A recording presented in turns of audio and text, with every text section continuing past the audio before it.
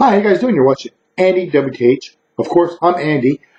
This is Big Brother Canada Season 5 edition. And based on what I was hoping to be able to deliver the twist by now, but unfortunately I'm not able to. But I'm able to talk a little bit about the interview that I seen with ET Canada with the casting director and the producer of Big Brother Season 5. Now, basically, of course, they're not going to say too much on the twist. The only thing that she did say was the twist this year was never done at all in any Big Brother franchises, okay? None. So I can't wait to find out what it is. And when I do find out what it is, or of course, you guys will probably find out at the same time as I will, but I'm going to come back. I'm going to talk to you guys about how I think that the twist is going to affect the game this year. I can't wait because she said that it's going to be huge. It's going to be something never seen before, something different. So we're going to see what kind of twist it is when it's revealed. And when do I think we're going to start getting more information? Well, it's pretty simple. There's only 2 dates, and I'm thinking that's Big Brother Canada is going to start. Obviously, it's not out there yet. March 1st is one of the dates I'm kind of looking at now. And, of course, March 8th. That's the date I'm really looking at. Now, if it's March 1st, let's say, I'm kind of thinking like around February 15th or so that they'll start revealing more information, only because this is why. Because probably the cast themselves, the house guests, will be up in Toronto, wherever they're going to be recording this thing. And they'll be all put away in hotels. And because remember, this is why. Because at that point, they'd have to, of course, be doing commercials, last medical checks, photo ops, interview with ET Canada. So they'll be pretty busy for those 2 weeks, I'm guessing. So, and if it's March 8th, you're looking at February 22nd. So that's kind of a time frame where we'll really start seeing a lot of information starting to come out. That's just what that's what I'm kind of thinking in that kind of period, but we're going to see.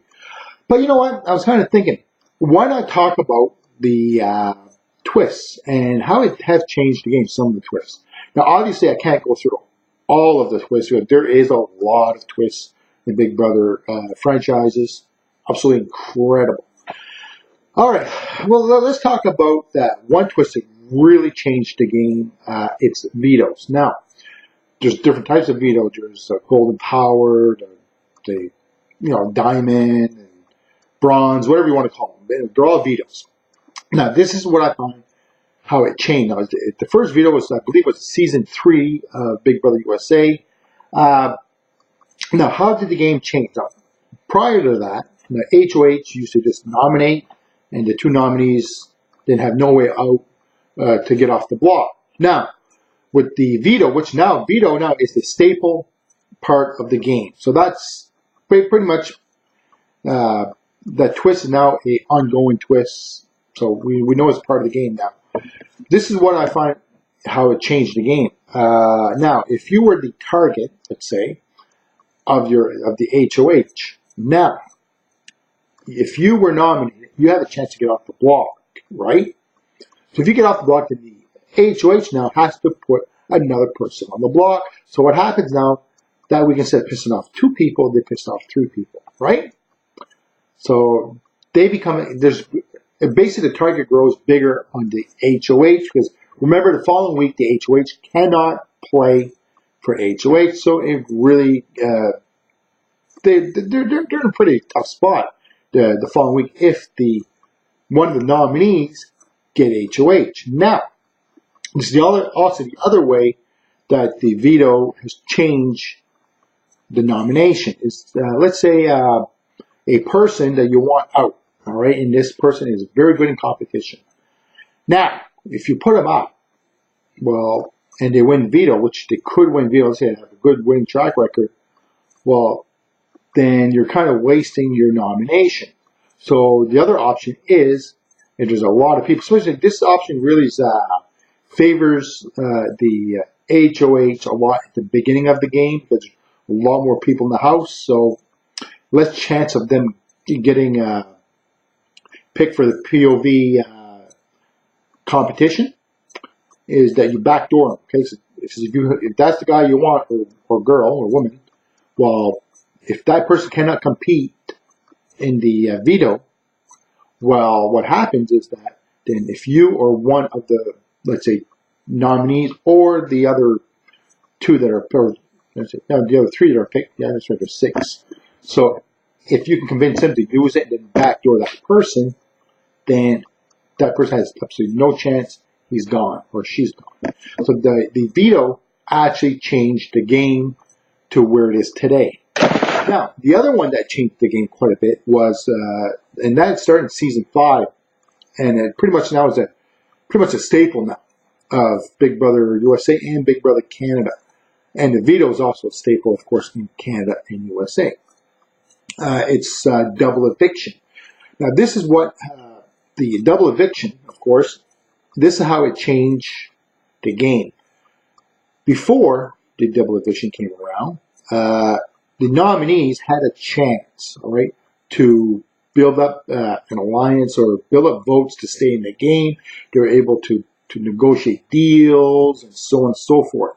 Now, in the double eviction night, now the first two nominees had a week to kind of negotiate and so on and so forth to stay safe. Now, the next two nominees that night, they did not have the same luxury, all right? It's like bing, bang, boom.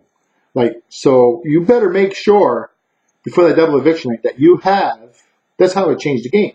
You got to make sure that you got to set yourself up that when the double eviction night comes up, that you are not even a thought, okay? You got to be able to build relationships with as many people as possible, and you're thinking, oh, we don't want to put him up or her up. We have to put these two up. So you kind of hopefully don't get shot at that night because you're going to have very short time to basically get the votes to keep you safe. And especially if you are not well liked in the house and you are nominated that night and you don't have time to bring your game around and convince people, hey, you want to keep me, you're in trouble. So that's how that really changed the game as far as how you play the game, how you interact with your other house guests. Now, this one right here, and these are only a few that I selected, because obviously I can't select every one of them, because there's been a lot. The America's Player, all right? That was the end, of course, the Team America, which is pretty much the same somewhat, you know. The American Player was Eric. Now, that season there, this is what I'm saying had a huge impact, because the people who are watching the Big Brother USA, Americans, they're able to have votes and make them do tasks and so on and so forth. Again, to save certain people, go after certain nominations, get certain people evicted, okay? And I'm going to tell you, Eric played a superb, he was, as far as I'm concerned, that year, the player of the year, okay? He was really good. As far as I'm concerned, he was Big Brother Canada here, okay? He was good. Now, the reason I'm saying that is because, look, Evil Dick won that year, right? The only reason why he won is because of Eric, okay? Because America wanted Dick and his daughter to be to the final two, and got there, whatever. So he pretty much kept Dick safe all year, and he wanted to get rid of Dick that year too, okay? But America did not really allow him to. If he was able to get rid of Dick and play his game, he would have won that year. Absolutely. And so it really did change the game that year for number one. As far as I'm concerned, the best player did not win that year. It was Evil Dick. And the only reason why Evil Dick won was because the best player helped him win the game. So basically, yeah, that's how it is. But at least on the flip side, Eric did get extra prize money. So he did make money that year. Now, Team America, which, same idea, that year there was season 16, by the way. And it was Frankie, Donnie, fan favorite, and of course, Derek. Now, it really helped with Derek this way because he had two other people that was not really in his alliance. It was he was able to work with, which it really positioned himself very, very well when the votes came around. So it really helped because Derek that year was basically Big Brother 16.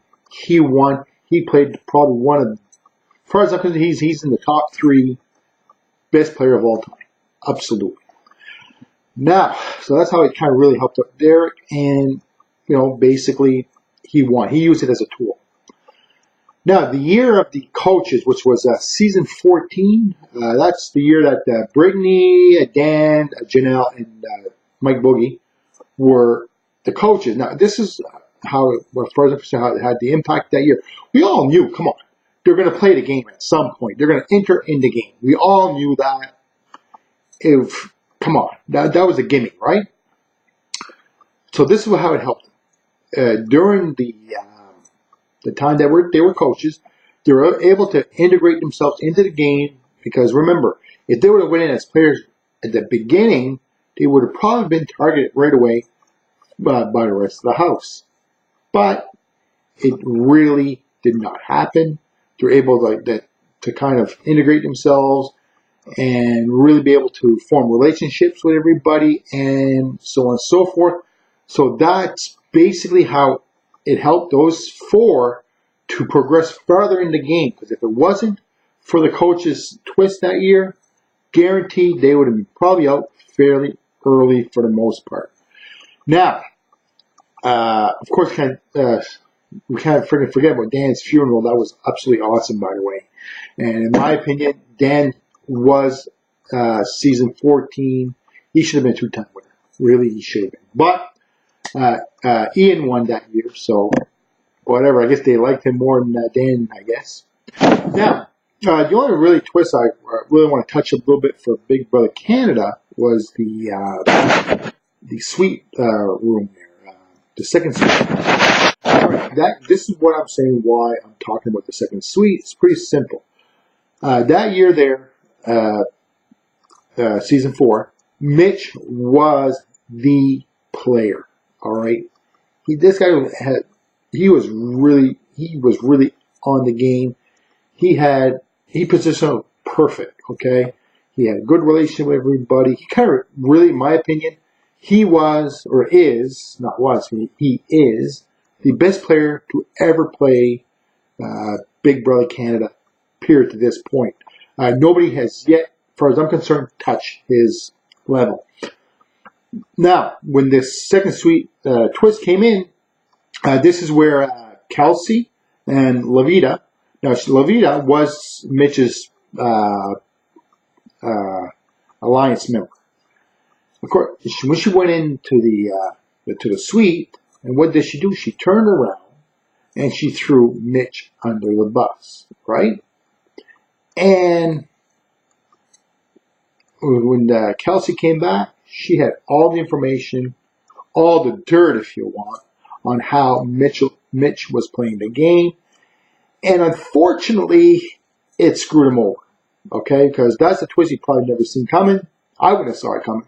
So that really had a huge effect, and that's why the brothers that year, or season 4, won. Simple as that. So that's the biggest cause and effect that year for season 4 of Big Brother Canada. So that's about all I have on the twist and their effect. And I know, like I said before, guys, there's a lot more twists I didn't even cover, didn't talk about.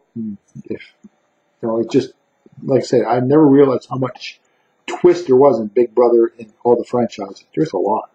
Anyways, you're watching Andy WTH. I'm Andy. If I hear anything else or see anything else, I'll throw up another video. And thank you for watching. Bye now.